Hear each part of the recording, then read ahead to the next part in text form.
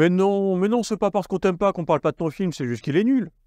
Bon, attends, j'ai un double appel là, je te laisse. Bisous Patrice.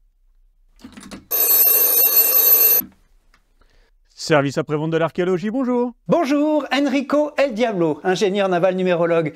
Pourquoi est-ce que vous attachez autant d'importance à la stratigraphie? Avant de pouvoir expliquer pourquoi on s'intéresse autant à la stratigraphie, c'est très important de savoir ce qu'est la stratigraphie.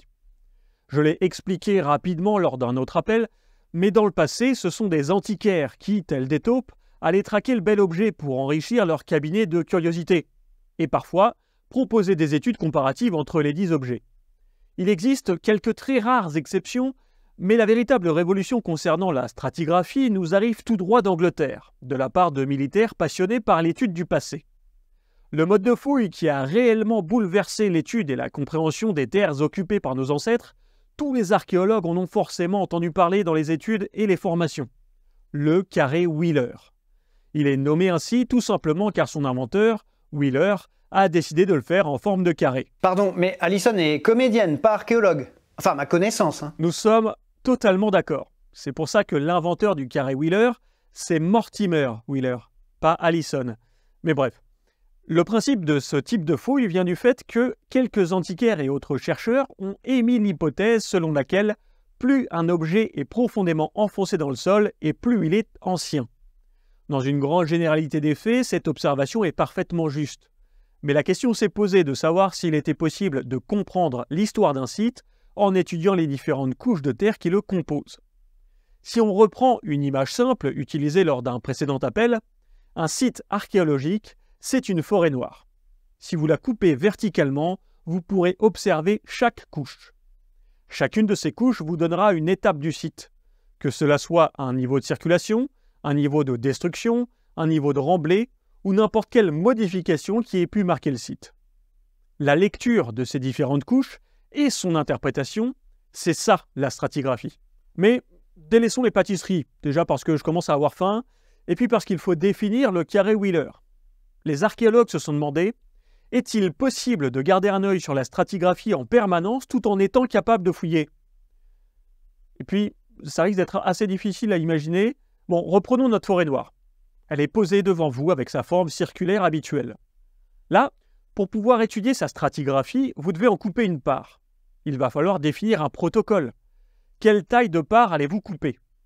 N'oublions pas que le but d'un site archéologique, c'est de fouiller le site, et que cette stratigraphie apparaît en bordure de ce que vous allez et avez fouillé. Si on coupe un quart de la forêt noire, on aura une belle stratigraphie bien lisible. Mais on aura mangé et donc fouillé un quart du site. On sera donc capable de remettre dans un contexte tous les éléments mobiliers ou immobiliers qui auront été trouvés dans ce quart de site fouillé.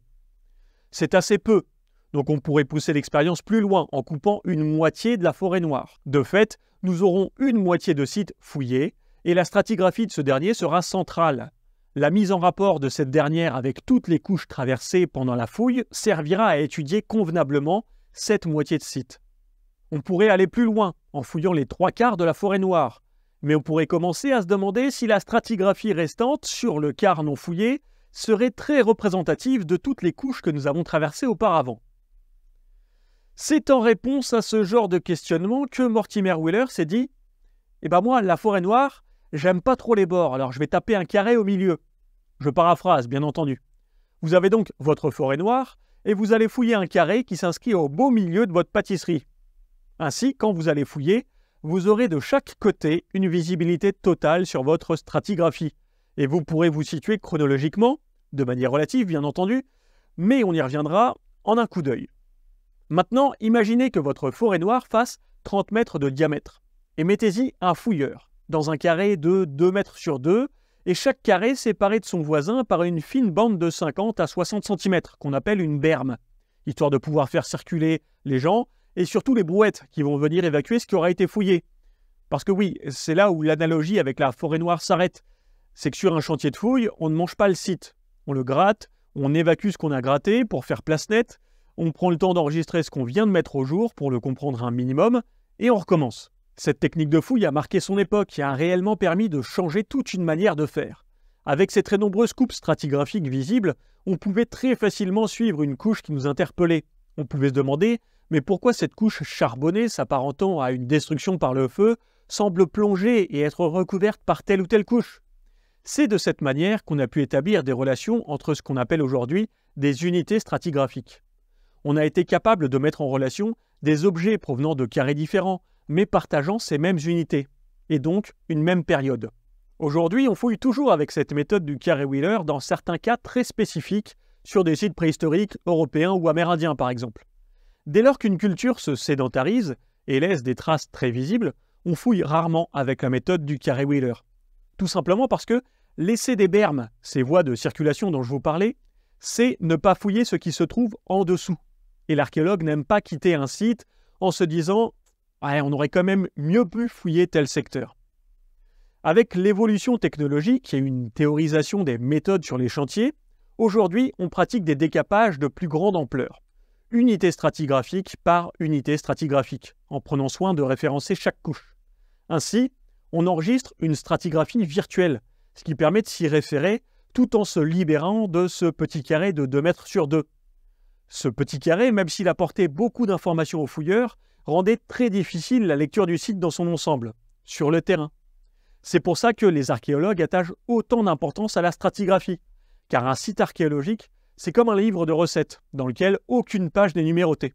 Lorsqu'on le fouille, en enregistrant chaque unité stratigraphique, on ajoute un numéro de page avant de la déchirer et de la balancer derrière nous sans regarder où elle retombe.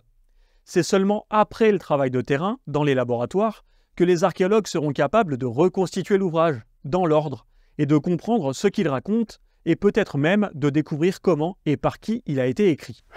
Alors du coup, je me retrouve avec 3/4 de forêt noire, une demi-forêt noire et une forêt noire avec un carré qui a été creusé au centre. Je fais quoi maintenant avec ça, moi? Oh, je pense que vous avez déjà la réponse à cette question. Mais vous ferez gaffe, il vous en reste un peu ici. Et une question qui nous vient tout droit des commentaires. D'ailleurs, n'hésitez pas à vous abonner, mettre la cloche et à poser vos questions dans les commentaires, ça peut toujours servir. C'est quoi le plus dur? Une zone déjà fouillée mais mal, ou une zone dans laquelle les strates s'enchaînent les unes à côté des autres avec des objets dans tous les sens? Eh bien David, tout dépend de quelle difficulté on parle. Sur le terrain, dans ce premier cas, on aura un genre de tranchée avec des niveaux de sol incohérents et mélangés, et en théorie sans aucun mobilier à l'intérieur, puisque ça aura déjà été fouillé. Dans le second cas, si les objets sont réellement mélangés dans les strates, ça pourra s'expliquer une fois qu'en post-fouille, on mettra bout à bout toutes les infos sur ce secteur de fouille. Mais ça, on le verra la semaine prochaine, quand on abordera le contexte archéologique.